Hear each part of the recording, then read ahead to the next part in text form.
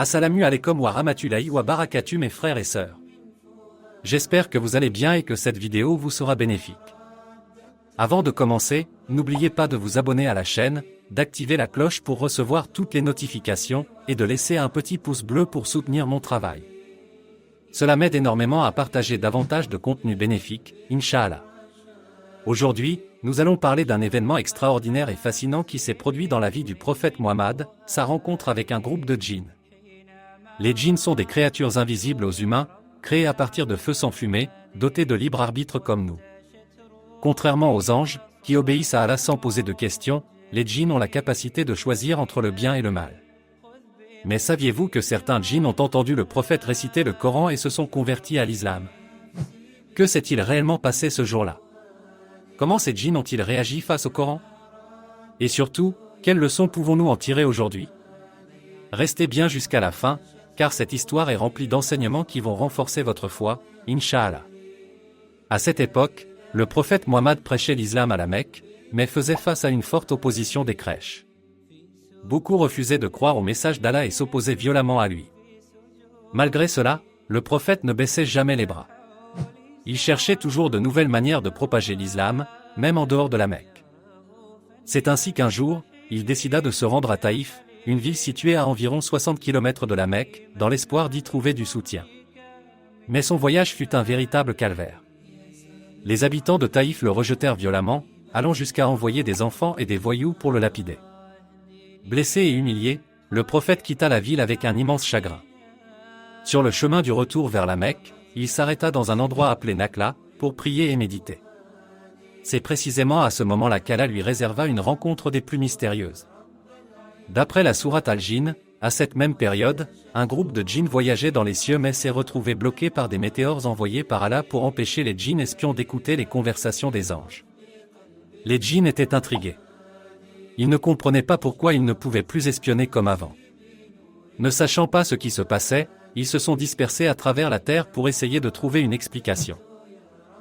Un groupe d'entre eux s'est alors retrouvé près de Nakhla, où ils ont entendu une voix humaine récitant un message d'une beauté inégalable. Le prophète Mohammed récitait le Coran durant la prière du Fajr. Ce moment a été un choc pour eux. Ils se sont arrêtés net, fascinés par les versets qu'ils entendaient. Allah dit dans le Coran, dit, « Il m'a été révélé qu'un groupe de djinns a prêté l'oreille, puis a dit, nous avons certes entendu une lecture merveilleuse, qui guide vers la droiture. Nous y avons cru et nous n'associerons jamais personne à notre Seigneur. » Imaginez. Alors que les Quraysh refusaient d'écouter le Coran et le rejetaient, ces djinns, après une seule écoute, ont immédiatement reconnu la vérité et ont accepté l'islam. Subhanallah. Après avoir écouté ces versets, les djinns ont voulu en apprendre davantage sur l'islam. Selon plusieurs récits, ils sont venus voir le prophète Mohammed et lui ont demandé d'expliquer son message. Le prophète leur a alors parlé de l'unicité d'Allah, Tawhid, et l'interdiction de l'association, Shirk, le jour du jugement et la récompense du paradis ainsi que le châtiment de l'enfer, l'importance de suivre les commandements d'Allah et de s'éloigner du mal. Allah nous rapporte cet événement dans la sourate Al-Ahqaf, et lorsque nous dirigeâmes vers toi une troupe de djinns pour qu'ils écoutent le Coran, ils dirent, écoutez attentivement. Puis, quand ce fut terminé, ils retournèrent à leur peuple en avertisseurs. Ils dirent, ô notre peuple, nous venons d'entendre un livre révélé après Moïse, confirmant ce qui l'a précédé. Il guide vers la vérité et un droit chemin. Certains djinns se sont convertis à l'islam sur place, et ils sont retournés vers leur peuple pour transmettre le message. Cela nous montre que le prophète Mohammed n'a pas été envoyé uniquement aux humains, mais aussi aux djinns. Cette histoire nous enseigne plusieurs choses essentielles. 1. Le Coran est un miracle intemporel. Même les djinns, qui vivent dans un monde invisible, ont reconnu sa vérité et sa puissance.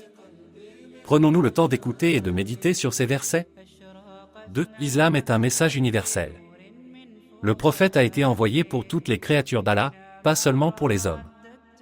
3. La foi vient du cœur. Alors que les Quraysh rejetaient l'islam malgré toutes les preuves, ces djinns ont cru immédiatement en entendant quelques versets. 4. Transmettre le message est une responsabilité. Les djinns convertis ont immédiatement partagé l'islam avec leur peuple. De la même manière, nous devons nous aussi faire connaître l'islam autour de nous.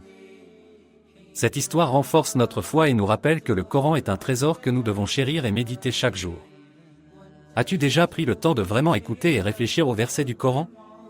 Si cette vidéo t'a plu, N'oublie pas de t'abonner, de liker et de la partager avec tes proches. Dis-moi en commentaire quelle autre histoire islamique tu aimerais découvrir dans une prochaine vidéo. Jazakom Allah Kéran, qu'Allah nous guide tous sur le droit chemin.